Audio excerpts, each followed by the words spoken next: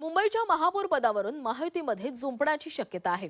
कारण मुंबईच्या महापौर पदावर शिवसेना आणि भाजपने दावा केलेला आहे।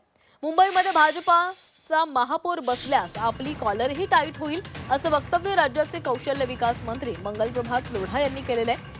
मुंबई मनपा निवडणूक जिंकणं ही कुणा एकाची जबाबदारी नसल्याचंही त्यांनी पदाधिकारी आणि कार्यकर्त्यांना सांगितलंय।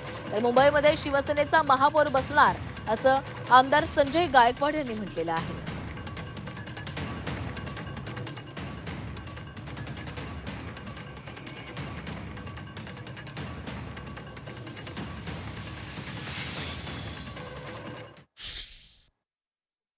अपना घर इस बार मुंबई है और मुंबई के अंदर यदि चुनाव जीतना है तो वो केवल अमित साटम जी, राहुल नार्वेकर जी, आशीष शेलार जी की जिम्मेदारी नहीं हो सकती है।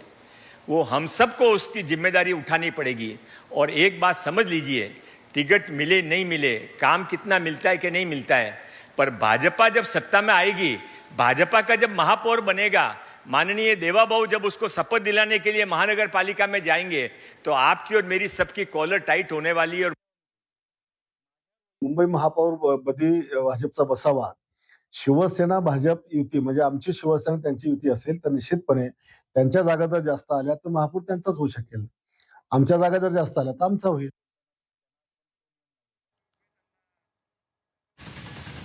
दरम्यान मुंबईमध्ये भाजपचा महापौर बसवण्याचे आदेश वरून आलेले आहेत। त्यामुळे सत्तेतील दोन्ही मित्र पक्षांना ते पाळावेच लागतील असा टोला काँग्रेस नेते विजय वडेट्टीवार यांनी लगावला आहे।